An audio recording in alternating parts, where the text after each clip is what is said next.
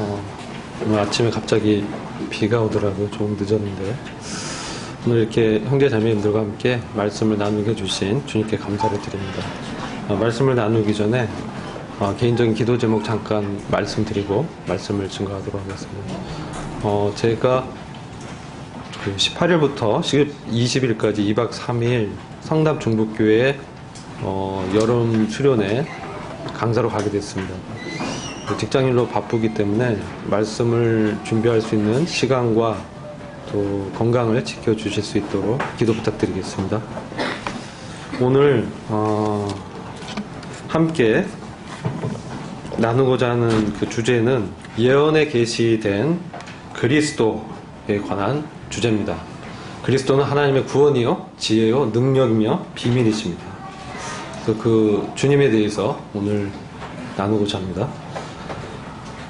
성경을 보시면요, 하나님께서 궁극적으로 정말 원하시고 이루고자 하는 목적이 있습니다.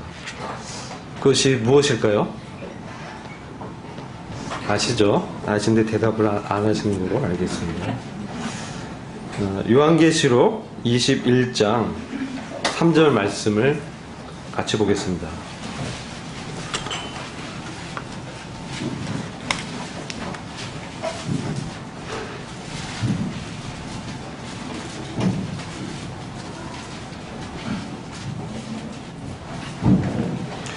찾으셨으면 제가 3절부터 7절까지 말씀을 공독해 드리겠습니다.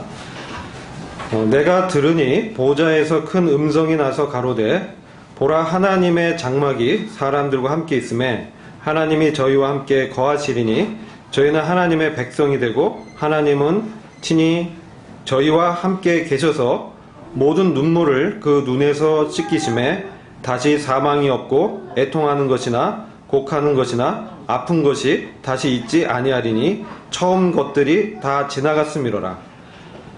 보좌에 앉으신 이가 가라사대 보라, 내가 만물을 새롭게 하노라 하시고 또 가라사대 이 말은 신실하고 참되니 기록하라 하시고 또 내게 말씀하시되 이루었도다. 나는 알파와 오메가요 처음과 나중이라. 내가 생명수 샘물로 목마른 자에게 값없이 주리니 이기는 자는 이것들을 유업으로 얻으리라. 나는 저의 하나님이 되고 그는 내 아들이 되리라. 아멘. 이 말씀을 보시면 6절 말씀 보시면 이루었도다라고 하나님께서 말씀을 하십니다. 여러분, 우리가 요한복음 19장 보면 우리 주님께서 십자가에서 하신 말씀이 있잖아요. 무엇이죠? 다 이루었다. 테텔레스타이, 다 갚았다. 이 구속의 토대를 마련하신 것이죠.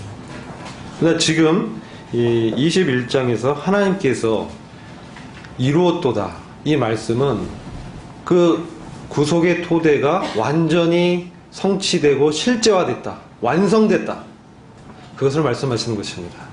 그럼 무엇을 이루시기 위해서 하나님께서 그와 같은 구속의 역사를 진행해 오셨는가? 그것이 3절에 있습니다. 보시면 내가 들으니 보좌에서 큰 음성이 나서 가로되 보라, 하나님의 장막이 사람들과 함께 있음에 하나님이 저희와 함께 거하시리니 저희는 하나님의 백성이 되고 하나님은 친히 저희와 함께 계셔서.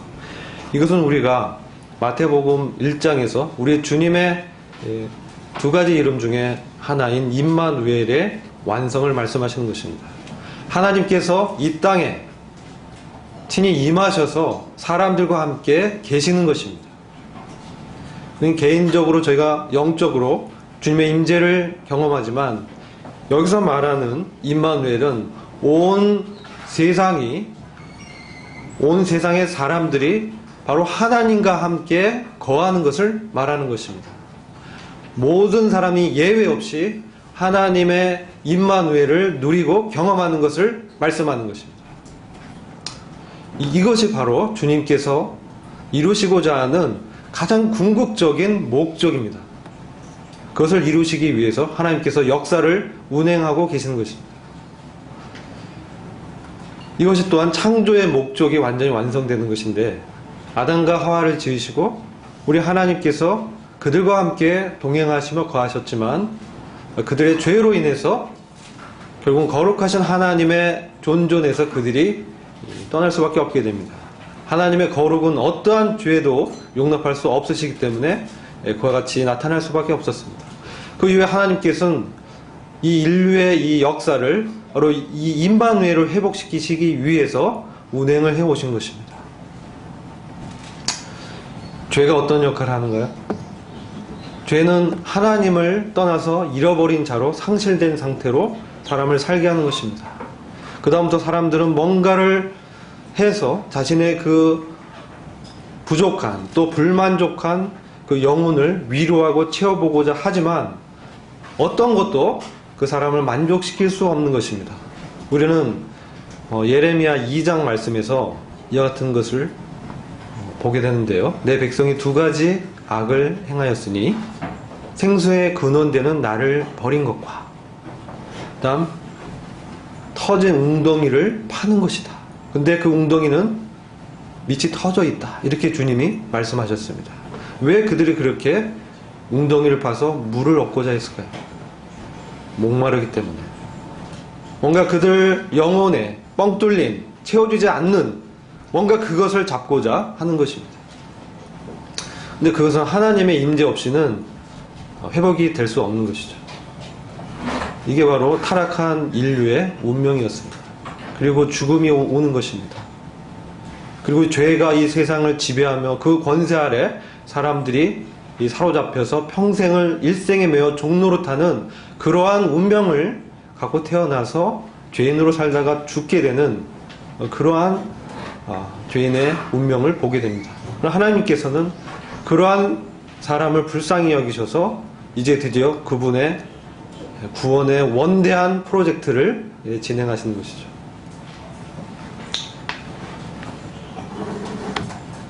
왜 이와 같이 주님께서는 임마누엘을 회복하고자 하시는가? 그것은 바로 주님께서 사람과 더불어서 이와 같이 친히 함께 계시며 친밀한 교제를 나누기 원한 것입니다.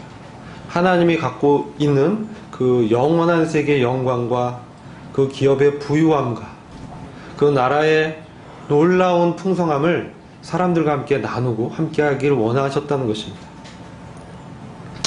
근데 이러한 하나님의 원대한 뜻을 인간이 이제 저버리고 가게 되는 거죠. 그러나 하나님께서는 이것들을 회복할 만한 이 구원의 계획을 시작하셨는데 우리 구약에서는 어떻습니까? 피의 제사를 통해서 하나님의 은혜를 통해서 사람들이 하나님의 임재에 나올 수 있도록 주님께서 만드셨습니다. 그것은 우리 주님의 십자가의 구속을 상징하고 있습니다. 그리고 성막과 성전을 통해서 주님의 임재 가운데 사람들이 들어올 수 있도록 하셨지만 여전히 사람들은 특별히 이스라엘 백성은 범죄함으로 말미암아 실패하고 하나님의 영광이 이 성전에서 떠나게 되었습니다. 그래서 어떻게 되었습니까?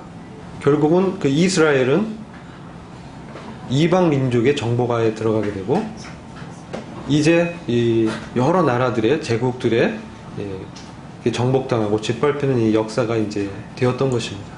하나님께서는 드디어 우리 주님을 보내셔서 말씀이 육체에 거하시게 하셔서 우리에게 그 은혜와 진리를 보여주시고 하나님의 구속을 시작하신 것입니다. 그럼 어떻습니까? 결국 이 빛이 어둠 가운데 임하였지만 사람들이 어둠을 좋아했습니다. 그래서 빛을 거절하고 부인하게 되면서 우리 주님이 결국은 십자가에서 죽으시게 됩니다. 그러나 그것은 놀라운 하나님의 비밀의 경륜이 그 안에 있었습니다. 바로 그 십자가를 통해서 이 사람들을 구원코자 하신 주님의 구원의 계획이 그 기초가 성취된 것입니다. 그리고 바로 이 주님 안에서 사람들이 하나님을 만나고 주님 안에서 하나님을 경험하고 주님을 통해서 그 주님께서 우리 안에 우리 영혼에 거하시면서 우리 안에 사시면서 바로 하나님을 만나고 언제든지 은혜의 보좌로 나아가서 주님의 긍휼하심을 입을 수 있도록 그와 같이 하신 것입니다. 그러나 이것은 바로 이 교회에 향하신 주님의 부르심을 우리가 보게 됩니다. 그러나 하나님은 교회뿐만 아니라 온 세상을 구원하시는 원대한 계획을 갖고 계신 것입니다. 그래서 선택한 민족이 이스라엘이었지만 이스라엘이 실패하고 이제 교회가 드디어 하나님의 아들들로 부르심을 입게 된 것입니다.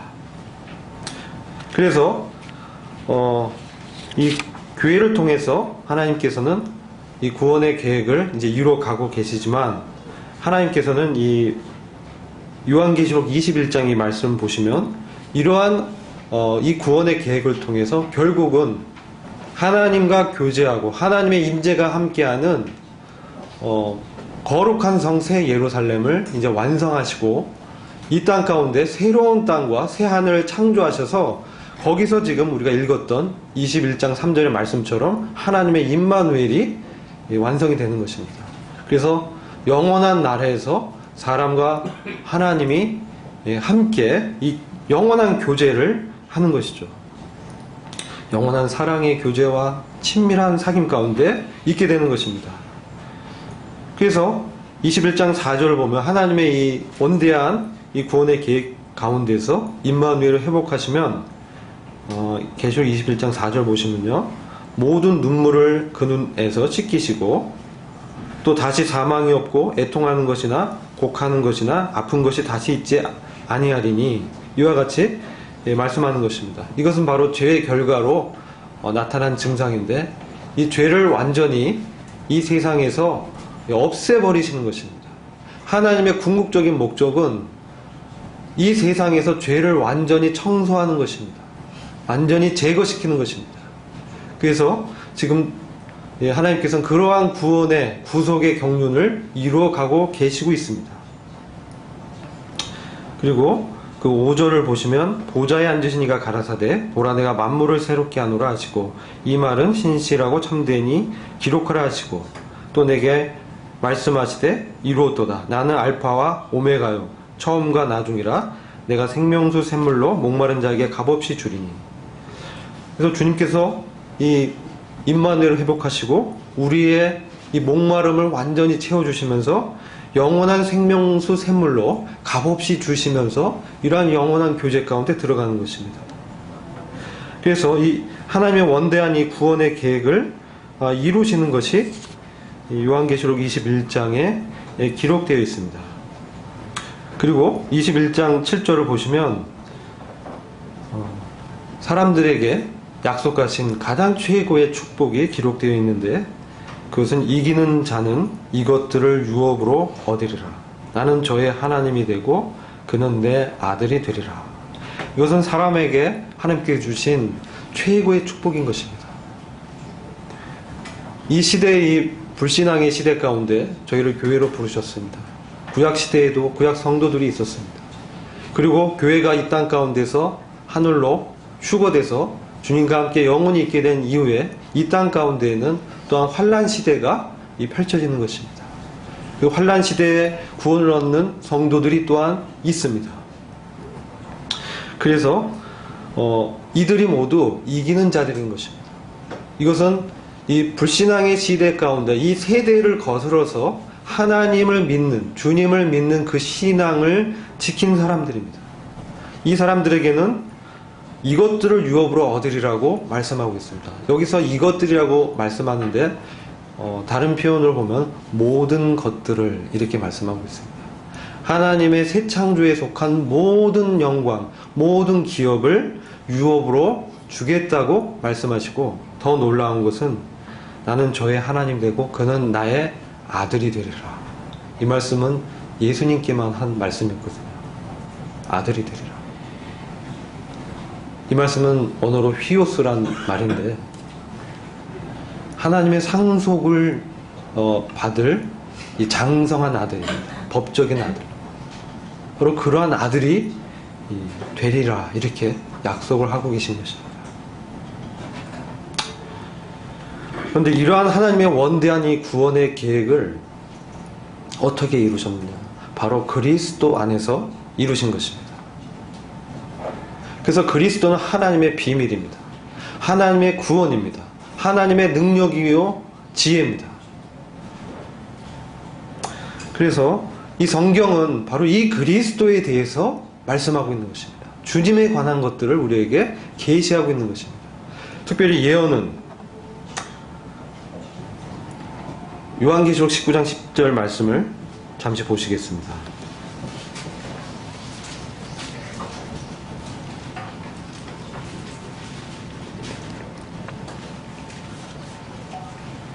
찾은 줄로 믿고 제가 읽겠습니다.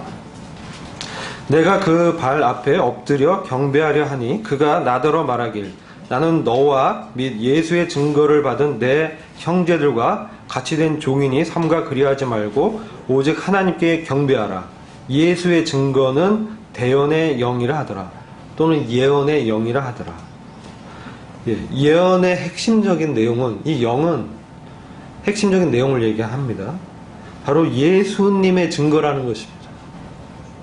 예수님에 관한 것이고 예수님 자신에 대한 것입니다. 예수님의 하신 일뿐만 아니라 예수 그리스도가 어떤 분이냐는 것입니다. 그것을 말씀하고 있는 것인데 여기서 예수의 증거를 받았다. 이것은 예수님처럼 이 땅 가운데서 모든 사람이 하나님을 믿지 않는 그 가운데서 믿음으로 하나님의 존재와 또 하나님께서 그 믿는 자를 의인으로 삼으시고 또 그날에는 부활시켜서 하나님과 영원한 이 나라를 함께 누릴 수 있도록 한 이 모든 것을, 이 증거를 믿음으로 이 불신앙의 시대를 믿음으로 이기는 사람들을 말씀하는 것입니다. 바로 이러한 예수의 증거, 예수님에 관한 것, 예수님이 어떤 분이냐, 이것이 바로 예언의 영이다. 대언의 영이다. 예언에서 말씀하는 바다. 그렇습니다. 지금 교회 시대에 우리가 살고 있습니다. 교회를 부르고 있습니다. 이스라엘이 아직 눈이 멀어 있기 때문에 이 구원은 이 교회 가운데서 이루어지고 있는 것입니다. 그러나 교회가 주님이 부르시면, 주님이 공중에 오셔서 교회를 부르실 때 우리는 모두 다 변화돼서, 또 먼저 잠든 자는 부활의 몸을 입고, 그리고 살아있는 성도들은 주님의 영광스러운 몸으로 변화돼서 공중으로 올라가서 주님과 함께 영원히 있게 될 것입니다. 그러나 이것이 이 끝이 아닙니다. 그 다음에 주님의 이 구원의 놀라운 이 경륜이 이 환란 시대에 증거되는 것입니다. 그래서 인류 역사는 요한계시록 19장 11절에 예수 그리스도의 이 재림을 목표로 해서 인류 역사는 달려가고 있는데, 바로 예수 그리스도의 재림을 통해서 하나님께서 그분의 원대한 구원의 목적을 이룬다는 것입니다. 베드로후서 1장 15절부터 19절 말씀 잠시 제가 말씀드리겠습니다. 여기에는 베드로 사도의 유언이 기록되어 있습니다. 베드로 사도가 이제 요한복음 21장에서 자기가 어떻게 하나님께 영광을 돌리게 될지를 예언을 들었습니다. 너가 이제 나이가 들게 되면 너가 원치 않는 곳에 매여서 가게 될 것이다. 전생에 가면 십자가에 거꾸로 매달려서 순교했다라고 전해지고 있는데, 바로 이 순교하기 전에 이 베드로 후서를 기록했는데, 죽음을 앞두고 베드로 사도가 이 성도들에게 증가하고자 했던 말씀이 무엇인가, 그게 기록되어 있습니다. 베드로서 1장 15절 보시면 내가 힘써 너희로 하여금 나의 떠난 후에라도 필요할 때는 이런 것을 생각나게 하려 하노라. 우리 주 예수 그리스도의 능력과 강림하심을 너희에게 알게 한 것이 공교에 만든 이야기를 쫓은 것이 아니요 우리는 그의 크신 위엄을 친히 본 자라. 지극히 큰 영광 중에서 이러한 소리가 그에게 나기를 이는 내 사랑하는 아들이요 내 기뻐하는 자라 하실 때에 저가 하나님 아버지께 존귀와 영광을 받으셨느니라. 이 소리는 우리가 저와 함께 거룩한 산에 있을 때에 하늘로서 나옴을 들은 것이라. 또 우리에게 더 확실한 예언이 있어. 어두운 데 비추는 등불과 같으니 날이 새어 샛별이 너희 마음에 떠오르기까지 너희가 이것을 주의하는 것이 가하니라. 베드로 사도의 유언은 바로 주님의 능력과 강림하심에 대한 것이었습니다. 주님의 영광에 대한 것이었습니다. 그가 친히 그 위엄을 받다라고 말하고 있습니다. 이것은 변화산상에서 우리 주님께서 모세와 엘리야의 변화된 모습, 그 찬란한 영광 가운데 변화된 모습, 부활의 영광의 몸을 입으신 그 모습을 본 것이죠. 바로 그 주님의 그 능력을 봤던 것입니다. 그리고 이러한 모습으로 다시 강림하실 것을 그가 친히 봤습니다. 그리고 이분이 바로 하나님의 사랑하는 아들이요 기뻐하는 자라는 하나님의 인침을 들었습니다. 이것은 침례자 요한 앞에서 우리 주님이 침례를 받으실 때 성령이 비둘기같이 임하면서 하늘에서 하나님의 음성이 들린 그 말씀과 동일한 말씀입니다. 바로 이러한 가운데 이보다 더 확실한 것이 있다. 지금 19절에 그 말씀을 하는 것입니다. 이렇게 자기가 친히 봤는데 눈으로 목도했지만 나의 사람의 경험보다 더 확실한 것이 무엇이냐? 바로 예언이 있다. 더 확실한 예언이 있다. 이것은 어두운데 비추는 등불과 같은 것이다. 지금 이 세상은 영적으로 어두운 시대에 우리가 살고 있습니다. 방향을 잘 모릅니다. 마치 대해를 이 배가 항해하고 있는데 등대가 없으면 어떻겠습니까? 제가 이제 요즘 제가 하는 일이 이제 투자하는 일을 하는데 이 조선 기자재를 만드는 그 회사에 대해서 좀 투자를 검토하고 있습니다. 근데 여기 그 어떤 걸 만드냐면 선박에 들어가는 조명 등을 만듭니다. 그러니까 배 자체도 밤이 되면 알 수 없기 때문에 이 조명을 이 자체로 빛을 이렇게 등을 이 배에 내장합니다.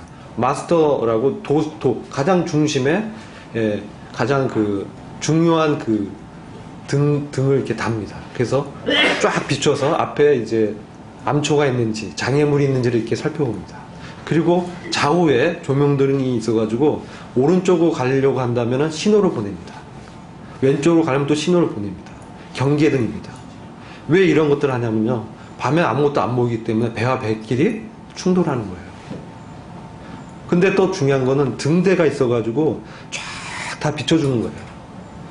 그러면서 어떻게 가는지, 내가 어디로 가는지 이렇게 알 수가 있죠. 자, 이 예언은 어두운데 비치는 이 등불과 같다.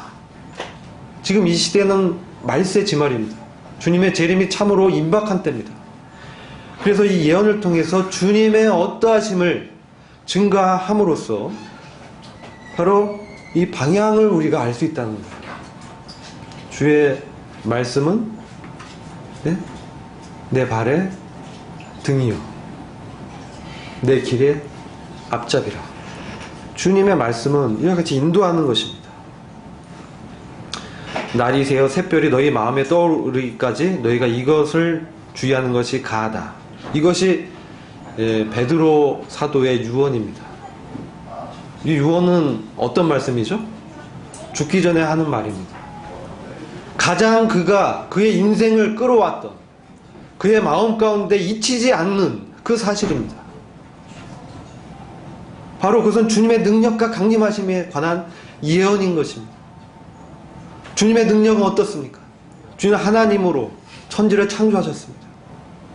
근데 더 큰 능력은 주님이 사람이 되셨다는 것입니다. 그 큰 하나님께서 인간의 제한된 연약한 육체 가운데 오셨다는 것입니다. 그리고 십자가의 그 고난과 수치의 길을 가셨다는 것입니다.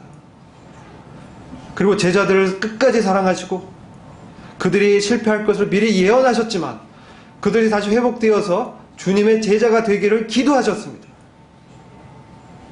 베드로 사도가 배반하고 주님 부인하고 떠났을 때 주님이 직접 찾아오셨어요. 내 양을 치라. 너가 나를 사랑하느냐. 얼마나 베드로가 괴로웠겠어요. 그러면서 주님의 원대한 목양의 일을 맡기셨던 것입니다. 바로 이 주님 부활하신 주님의 능력, 이 생명의 능력, 무궁한 생명의 능력, 히브리에서는 그렇게 말씀하고 있습니다. 성령을 통해서 주님을 닮아가도록 내 안에서 역사하는 놀라운 그 능력, 바로 주님의 은혜와 사랑이 우리 가운데 역사하고 있는 것입니다. 이것이 우리를 변화시키시고 주님을 닮아가게 하고 잘못된 길을 갈지라도 다시 선회해서 주님을 바라보게 하면서 이끌어가는 것입니다. 이게 바로 주님의 구원의 능력입니다. 그러나 베드로 사도가 영광 가운데 주님의 그 영광스러운 모습을 대면하면서 바로 이분이야말로 구약 성경에서 말씀하신 바로 메시아, 하나님의 아들 그리스도다, 주님이시다.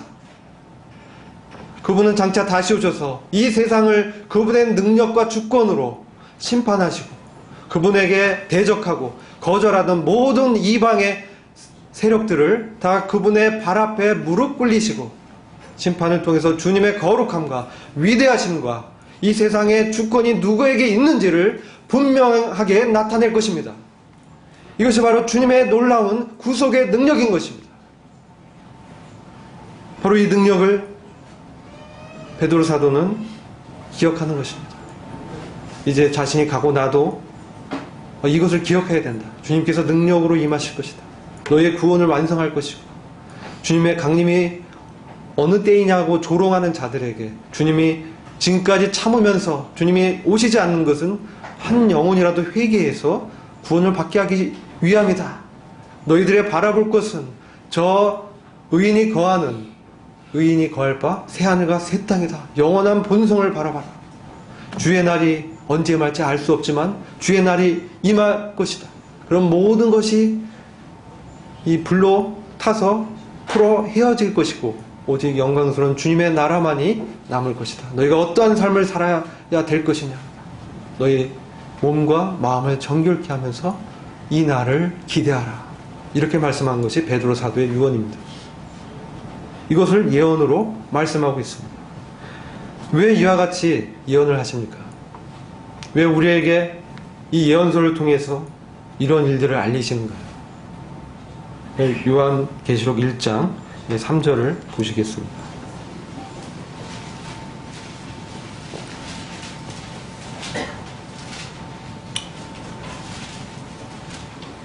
제가 읽겠습니다. 계시록 1장 3절. 이 예언의 말씀을 읽는 자와 듣는 자들과 그 가운데 기록한 것을 지키는 자들이 복이 있나니 때가 가까움이라. 바로 주님의 재림의 때가 가까웠습니다. 인류 역사의 종착역이 가까웠습니다. 주님의 재림을 통해서 하나님의 주권이 이 땅 가운데 가시화되어서 주님의 임마누엘의 영광이 나타날 그 나라가 가까웠다는 것입니다. 그렇기 때문에 이 예언의 말씀을 우리한테 말씀하고 있는 것입니다. 바로 주님에 대해서 증거하고 있는 것입니다. 주님이 어떤 분이신가? 그래서 이 말씀을 읽는 자와 듣는 자들과 그 가운데 기록한 것을 지키는 자들이 복이 있나니, 우리가 이 예언의 말씀을 통해서 주님의 어떠하심과 주님의 심중에 품은 것, 그 생각들과 경륜과 계획과 주님이 앞으로 어떻게 할 것들을 우리가 대면하게 됐을 때 우리의 마음이 어떻게 됩니까? 새롭게 되는 것입니다. 로마서 12장 1절 2절 너의 마음을 새롭게 하라. 변화를 받아라.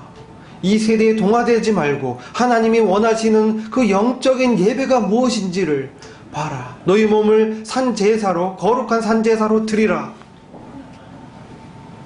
바로 예언에 계시던 그리스도, 그분을 알게 될 때, 그분의 능력이 어떠함과 그분의 주권이 어떠하심을 우리가 알게 될 때, 그런 분이 나 같은 자 안에 사시면서 나와 함께 계시다는, 나를 인도하신다라는 이 놀라운 사실을 알게 될 때 우리 마음은 얼마나 은혜를 누리게 되고 담대함을 얻게 됩니까?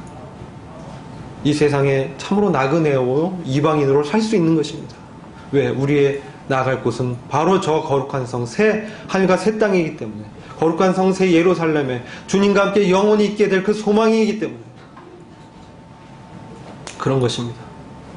그래서 이와 같이 때가 가까웠기 때문에 자, 이제 자다가 깰 때가 되었다 라고 우리의 마음을 일으켜 주시는 것입니다. 좀 참으로 인격적이시죠. 자, 이제 자다가 깰 때가 되었다. 주님이 오실 때가 되었다. 슬기로운 지혜 있는 5 처녀가 등불을 기다렸잖아요. 근데 졸았어요. 미련한 처녀도 졸았지만 그들은 등불에 기름이 없었어요. 교회는 어떻습니까? 이 슬기로운 다섯 처녀처럼 등불에 기름을 가득 채우고 때로 성령의 능력으로 살면서 때로 우리가 졸기도 합니다. 이 세상에 잠깐 미혹되기도 합니다. 근데 정신 차려야 돼요. 지금 다시 이렇게 말씀하고 있는 거예요. 그래서 왜 이런 말씀을 하냐? 우리가 바로 하나님의 아들이기 때문에 그렇습니다. 아들이 아니면 이런 얘기 하실 필요가 없어요. 하나님의 유업을 함께 나눌 자기 때문에 이와 같이 주님의 심중에 있는 계획을 상세하게 알려주시는 거예요. 왜요? 이 사람들이 다스려야 되기 때문에. 다스려야 될 사람이 왕의 길과 왕의 도와 왕의 뜻과 왕의 계획을 모르면 어떻게 함께 다스릴 수 있겠어요? 그렇지 않습니까? 그런 것입니다. 그래서 이 상속자로 우리를 예정하시고 아들로 예정하셔서 양자로 예정하셨다. 우리를 휘옷으로 예정하셨다는 거예요. 누가 구원받을지를 정했다는 얘기가 아니라 구원받은 자들은 휘옷으로 하나님의 아들로 예정했다는 거예요. 구원받으면 바로 이러한 상속자가 되는 것이 예정되어 있다는 거예요. 이러한 하나님의 구원의 경륜을 할 때 하나님의 능력을 우리가 그 위대하심과 주권을 이제 기대하게 되는 것입니다. 이러할 때 성령이 우리의 속사람을 능력으로 강건케 하시는 것입니다. 이런 하나님의 심중의 그 비밀과 그 계획을 알았을 때 주님이 이런 분이구나. 그래서 우리 마음을 내려놓고 세상에 휘둘리는 그런 마음을 다시 바로잡고 잠시 인터넷을 멈추고 뉴스를 멈추고 이제 그 주님을 바라보는 것입니다. 그렇게 됐을 때 참된 그리스도 안에서 연합이 우리 삶 가운데 실제적으로 속사람의 능력으로 강건케 되면서 주님에 대한 소망과 힘이 일어나기 때문에 참된 예배자의 삶을 살 수가 있는 것입니다. 그래서 지금 이와 같이 이 계획을 말씀해 주시는 거예요. 왜 사람들이 어둡고 어렵고 힘들면 뭘 합니까? 불평하면서 또 점쟁이들 찾아다녀요. 결혼할 때 사주 보고 그런 거예요. 모 그룹의 총수는 관상쟁이를 인사위원회에 한 명으로 뒀대요. 무엇입니까? 모르기 때문에. 불안하니까. 뭔가 좀 이렇게 그런 것도 기대하는 거죠. 왜요? 그들은 하나님이 없기 때문에. 만족이 없고 불안한 겁니다. 그러나 우리에게는 하나님 계시고 주님이 우리 안에 거하시고 말씀하시며 사시기 때문에 평안하고 장래를 알려주시면서 이렇게 되는 거야. 이거 너희들이 이제 일깨워서 내가 이렇게 하는 거야. 자, 이걸 잘 보고 이제 이 말씀을 지켜야 돼. 그렇게 말씀하는 거야. 이 말씀을 따라서 가야 돼. 내가 나의 영을 너희한테 부어줬다. 그래서 성령께서 그 말씀을 이제 기억나게 하시면서 인도하시는 거예요.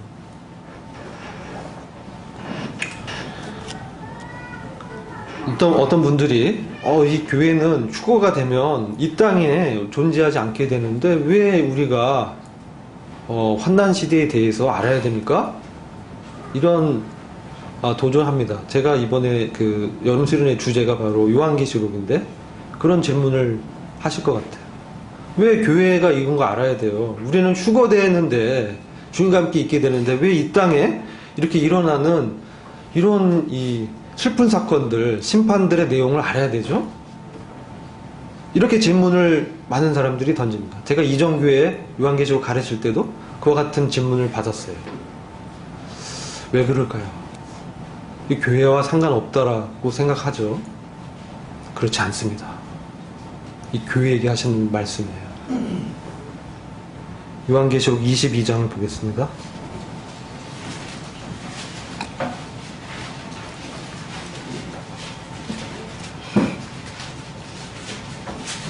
22장 7절 보시겠습니다.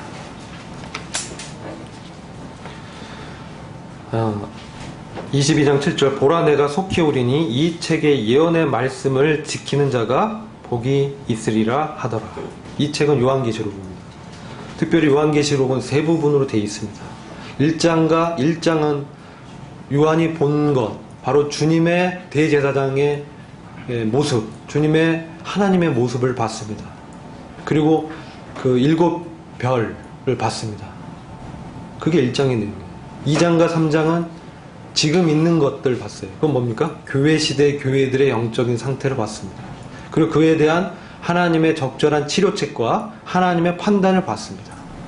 그 다음에 4장부터 19장까지는 장래 주님께서 어떻게 이 세상을 심판하시고 구속하실 것인지를 기록해 놓은 것입니다. 요한계시록이 심판의 책으로만 알고 있으면 절반만 아는 거예요. 요한계시록은 구속의 역사를 기록해 놨습니다. 그래서 알아야 돼요, 교회가.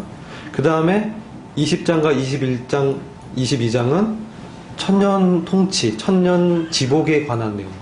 이 땅이 에덴과 같이 회복돼서 얼마나 놀라운 회복이 이제 있게 되는지를 보게 되고, 거기서 우리 그리스도께서 이 지상의 보좌에서 교회와 함께 통치하는 것을 기록하고 있습니다.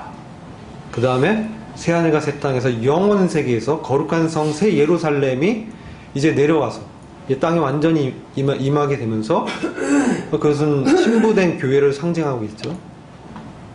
그래서 영원한 교제를 어떻게 하고 있는지, 하나님의 영광이 어떤지 이와 같이 하면서 아까 제가 말씀드린 것이 뭐예요? 21장 3절 임마누엘이 완성이 되는 거예요. 자, 22장 7절 보면 이 예언의 말씀이 그런데 이 말씀을 지키는 자, 마음에 품고 이 말씀에 따라서 거울을 삼고 반응하면서 자기를 절제하면서 주님과 더 깊은 교제 가운데 사는 사람들. 그렇죠? 내 안에 사시는 이는 그리스도니. 그리스도의 믿음으로 사는 사람들. 주님의 예언은 주님을 조명해 주거든요. 그래서 22장 10절 말씀 보면 또 내게 말하되 이 책의 예언의 말씀을 임봉하지 말라. 때가 가까우니라. 다니엘성은 봉인하라고 했어요. 다니엘서 그 12장 보면 다니엘의 받은 계시를 봉인해서 두어라. 이런 말씀이 기록되어 있습니다. 12장 보면. 근데 요한계시록은 임봉하지 말아라. 왜요? 때가 가까우니라. 주님의 재림의 때가 가까웠기 때문에 이것은 임봉할 것이 아니라 가르치고 공유하면서 이 말씀대로 지켜야 됨을 말씀하는 거예요. 그리고 22장 12절 보면 보라 내가 속히 오리니 내가 줄 상이 내게 있어 각 사람의 그의 일한 대로 갚아주리라. 나는 알파와 오메가요 처음과 나중이요 시작과 끝이라. 나 예수는 교회들을 위하여 내 사자를 보내어 이것들을 너희에게 증거하게 하셨노라. 나는 다윗의 뿌리요 자손이니 곧 광명한 새벽별이라 하시더라. 자, 16절에 나 예수는 교회들을 위하여 너희에게 이것을 증거하게 했다. 이 교회들을 위해서. 왜 그러면 이 교회 저희가 뭘 알아야 되죠? 바로 예언에 계시된 주님이 어떠하신 분인지 그것을 알아야 주님과 마음이 하나가 될 수 있죠. 상대방 마음을 모르는데 어떻게 사랑할 수 있어요? 상대방의 계획을 모르는데 어떻게 하나가 될 수 있어요? 하나 될 수 없죠. 상대방이 어떻게 행세하고 어떻게 행동할지를 상세하게 기록되어 있어요. 어떤 것을 싫어하시고 이것은 어떻게 처벌하시고. 왜냐면요, 고린도전서 6장 2절 보시면 안 찾아보셔도 돼요. 거기 성도가 세상을 판단할 것을 너희가 알지 못하느냐. 성도가 세상을 판단할 것은 세상도 너에게 판단을 받겠거든. 이렇게 말씀하고 있어요. 고린도전서 6장 2절에. 성도가 세상을 언제 판단합니까? 네? 이 말씀은요, 마태복음 25장을 보면 31절에 인자가 자기 영광으로 모든 천사 함께 올 때 자기 영광의 보좌에 앉으리니 모든 민족을 그 앞에 모으고 각각 분별하기를 목자가 양과 염소를 분별하는 것 같이 하여. 이 말씀 아실 거예요. 25장 31절과 32절은 세상에 대한 우리 주님의 심판을 기록하고 있습니다. 바로 7년 환란 시대가 마치고 천년 통치에 들어가기 전에 주님의 보좌에서 예루살렘 성전이 여호와의 보좌다. 예레미야 3장 말씀이 기록되어 있습니다. 그때는 예루살렘 성전이 예루살렘이 여호와의 보좌가 되면서 주님께서 지상에서 양에 속한 사람들과 염소에 속한 사람들을 구별하시는 것입니다. 그러면서 지극히 작은 자, 소자에게 잘해 대우하고 그들을 공개한 사람들은 나를 공개했다. 이 지극히 작은 자는 누구예요? 복음을 전한 사람들인 거죠. 이 환란 시대에 엄청난 영적인 부흥이 있습니다. 여러분, 환란이 심판 가운데 있지만 이 교회는 그때 하늘에서 주님과 함께 있게 되지만 이 땅에서는 어떤 일이 있습니까? 이 환란이 이제 되거든요. 7년 동안. 이 환란 가운데 이스라엘이 그동안 주님을 메시아로 믿지 않았던 민족적인 나라로서의 이스라엘이 이 회복이 되는 거예요. 그래서 그들이 요한계시록 7장에 14만 4천 명의 하나님의 인을 이마에 인친 자들이 각 지파에 12,000명씩 다 선택을 왔습니다. 이 사람들이 뭐합니까? 천국의 복음, 예수님을 증거하는 거예요. 그래서 이들의 복음을 통해서 수많은 사람들이 구원을 받습니다. 그게 요한계시록 7장에 기록되어 있습니다. 7장 9절을 잠시 같이 보겠습니다.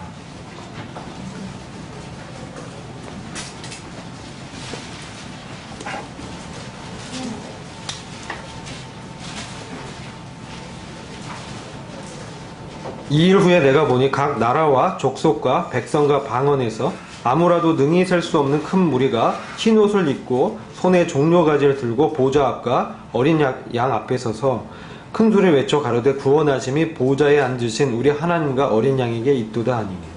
자, 이와 같이 이 사람들은 14절 보면 큰 환난에서 나오는 자들입니다. 이 대환란에서 구원받은 사람들이 엄청나게 많아요. 순교한 사람도 많지만 구원받은 사람이 엄청나게 많아서 이들이 살아서 천년왕국에 들어가서 천년왕국의 백성이 되는 것입니다. 이 사람들을 심판하는 거예요. 지금 마태복음 25장 31절과 32절은 이 사람들을 지금 나누는 거예요. 양이냐 염소냐.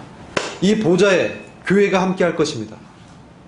그래서 고린도전서 6장 2절에 바로 세상을 심판을 할 것을 너희가 알지 못하느냐. 천사들도 너희가 심판할 것이다. 천사들은 어떻게 심판받습니까? 마태복음 24장을 보면 하늘의 천체가 움들릴 때 뭐라고? 하늘의 별들이 떨어지고 이 천체가 움직일 때 하늘의 권능들이 흔들리리라. 하늘의 권능들이 뭡니까? 영적인 정사와 권세자, 악한 영들입니다.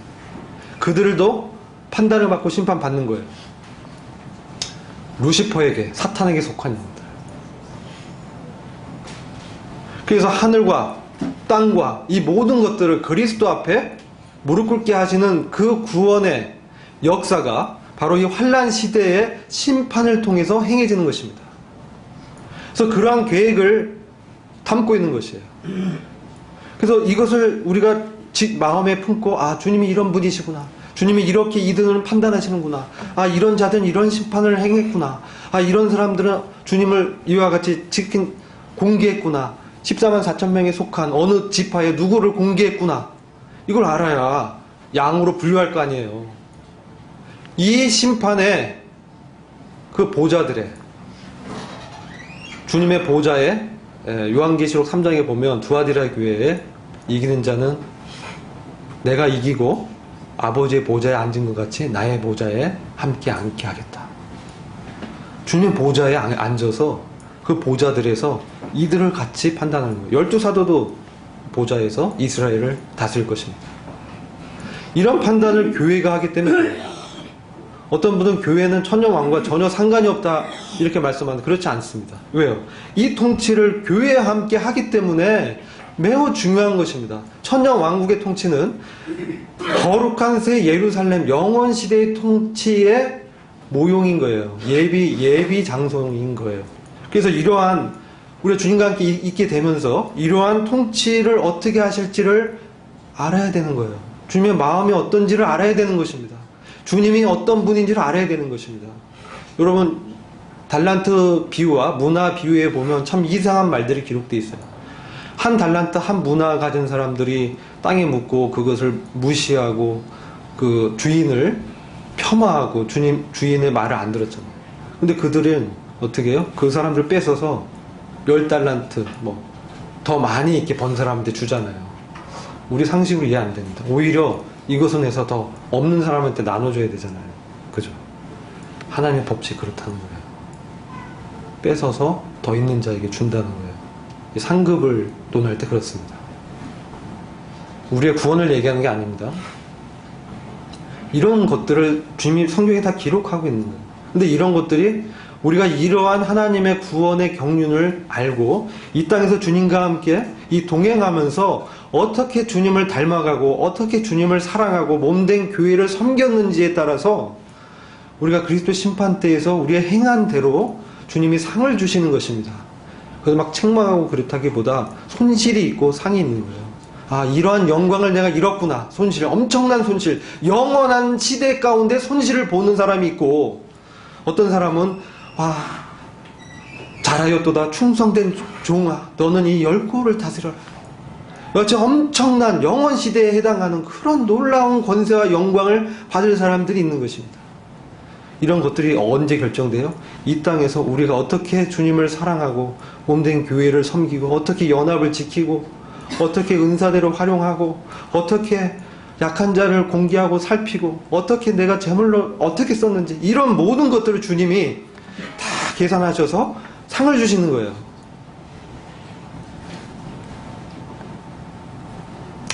얼마나 중요한 주님의 판단입니까? 이러한 판단에 저와 여러분이 영광스러운 교회로 그 보호자에 함께 앉게 된다는 겁니다. 그리고 이때 구원받은 많은 사람들을 우리가 다 판단하고 천자들을 판단하고 그랬을 때 하나님의 이런 목적들이 이루어지는데 계시록 10장 7절 보시면 일곱째 10장 7절입니다. 일곱째 천사가 소리내는 날 그 나팔을 불게 될 때에 하나님의 비밀이 그 종 선지자들에게 전하신 복음과 같이 이루리라. 하나님의 비밀이 일곱째 나팔을 불 때 이루리라. 일곱째 나팔은 일곱 대접 심판을 담고 있습니다. 이 마지막 마지막 3년, 후 3년 만에 일어나는 그런 심판인데, 이럴 때 바로 하나님의 비밀이 선지자들에게 전하신 복음과 같이 이루리라. 복음은 뭐예요? 복된 소식이잖아요. 여기서 비밀은 하나님의 계시입니다. 하나님 직접 알려주시는데, 복음은 로마서 1장 2절에 선지자들로 말미암아 그의 아들에 관하여 성경에 미리 약속하신 것이다. 아들에 관한 내용들이 이루어지는 거예요. 그리고 골로새서 2장 2절도 보면 하나님의 비밀인 그리스도를 깨닫게 하려 합니다. 그래서 하나님의 비밀인 그리스도가 어떤 분이냐, 이런 것들을 지금 이 예언의 말씀에서 주님을 이렇게 증거하고 있는 것입니다. 그래서 이러한 능력과 위엄과 권세를 이렇게 베푸셔서 계시록 11장 15절을 보시면 결국은 주님이 이제 19장 11절에 재림하실 때 세상 나라가 우리 주와 그리스도의 나라가 되어 우리 주와 그리스도가 나라가 되어 그가 세세토록 왕노릇 하시리로다. 그리고 이것이 계시록 11장 15절에 세상 나라가 이 열방이 바로 주와 그리스도의 나라가 되게 하겠다는 것입니다. 이것을 언제? 환난 시대 때 그렇게 하시겠다는 거예요. 무엇을 통해서? 심판을 통해서, 환난을 통해서 이렇게 하십니다. 그리고 이렇게 됐을 때 이와 같은 일들이 일어났을 때 주님이 이제 심판 행하시면서 요한계시록 19장 11절에서 재림하십니다. 만왕의 왕이요 만주의 주님으로 엄청난 위엄과 찬란한 영광의 모습으로 이 땅에 내려오시면서 바로 이 대적들을 다 무릎 ቁ리고 그 다음에 아까 말씀드린 그 세상의 심판을 교회와 함께 하실 것입니다. 이와 같은 이러한 일들이 다 되었을 때 바로 다 이루었다. 이런 하나님의 목적이 이루어지는 것입니다. 그래서 이러한 심판의 목적이 이루어짐으로 하나님께서 결국 겨냥하신 하나님의 임마누엘, 하나님의 임재의 영원한 그 임마누엘이 이 땅 가운데 있게 됩니다. 왜요? 이 땅 가운데 바로 악을, 이 죄를 죄의 세력을, 하늘의 죄의 권세들을 다 제거하시는 겁니다. 이게 하나님의 그 구속의 계획이 있는 것입니다. 십자가의 구속은 우리의 영혼을 구속하시는 토대고, 바로 이것이 토대가 돼서 그리스도께서 바로 이 세상의 주와 그리스도, 이 만왕의 왕이요 만주의 주가 되는 그러한 그 하나님의 목적을 향하여 진행되고, 바로 이 그리스도 안에서 모든 이방 열방들을 심판하시고 다 판단하시고, 그리고 그분의 나라를 세우시고, 그리고 그분의 이 나라를 하나님께 드리시면서 새하늘과 새 땅에서 영원한 하나님의 이 임재가 있게 하시겠다는 이런 원대한 주님의 이 구원의 경륜과 구속의 계획이 이 예언에 계시되어 있는 것입니다. 그래서 환난 시대에 대해서 자세히 잘 알아야 됩니다. 그래야 우리 주님과 함께 통치를 하게 되는 것입니다. 그래서 우리가 22장 7절 말씀 한번 제가 더 읽어드릴게요. 보라, 내가 속히 오리니 이 책의 예언의 말씀을 지키는 자가 복이 있으리라 하더라. 그래서 우리가 이 예언의 말씀에 계시된 주님을 우리가 마음에 품고 그분의 말씀에 반응해서 성령의 능력으로, 우리의 속사람이 능력으로 강건케 되고 주님의 위대한 구원의 계획을 알고, 자, 우리가 어떻게 이제 살아야 됩니까? 이제 자다가 낄 때가 됐어요. 이제 주님의 재림의 때가 정말 가까웠습니다. 그 주님의 공중에서 먼저 부르시면 이 땅 가운데는 이 교회는 더 이상 없게 되는 것입니다. 그래서 우리는 지금 이때 더 복음을 전해야 되고, 더 주님의 오심을 기다리면서 우리가 이 삶을 주님과 같이 주님을 닮아가면서 정결하게 우리를 돌아봐야 되는 것입니다. 그래서 그런 자들에게 영원한 복이 있는 것입니다. 하나님의 아들이 되어서 하나님의 영광의 나라를 유업으로 영원히 갖게 되는 그러한 하나님의 원대한 나라와 영광이 우리를 위해서 다 예비되어 있습니다. 우리가 매일매일의 선택, 삶의 선택에서 주님을 선택하느냐, 내 육체를 선택하느냐에 따라서 그것이 갈라지는 것입니다. 얼마나 중요한 것입니까? 사랑하는 형제 자매 여러분, 우리가 이 주님의 놀라운 예언의 계시와 말씀을 통해서 우리가 날마다 주님을 바라보고 그분이 오실 것을 기다리면서 내 안에 계신 주님과 함께 교제하면서 이 세상을 주님과 함께 동행하는 것은 너무나 놀라운 축복입니다. 모든 것이 예배의 장소가 되고 내 마음이 새롭고 변화되어서 내 속사람이 영적으로 능력으로 강건케 되어서 주님과 날마다 함께 동행하면서 주님의 은혜를 누리면서 우리가 혹시 넘어질 때라도 은혜의 보좌에 얼마든지 나아가서 무궁한 생명의 능력을 받게 하는 모든 구원의 이러한 그 기업이 우리한테 다 허락되어 있습니다. 우리 이 길을 함께 끝까지 가기를 참으로 원합니다. 기도하겠습니다. 주님 감사합니다. 오늘 주님께서 주님의 원대하신 구원의 계획을 통해서 우리를 얼마나 사랑하시고 교회에 향하신 이 위대한 이 축복과 또 아들로 부르신 그 부르심이 얼마나 참 놀라운지를 저희들한테 보여주시고 그 길을 초대하시면서 저희를 격려하시고 함께 하신 우리 주님을 찬양드립니다. 주님, 저희의 삶 가운데 주님이 왕이 되시고 주가 되시고 주님의 주권자가 되심이 저희 삶 가운데 더 나타나고 저희의 믿음이 더 진보돼서 주님을 닮아가게 하시기를 간절히 기도합니다. 예수 그리스도의 존귀하신 이름으로 기도했습니다. 아멘.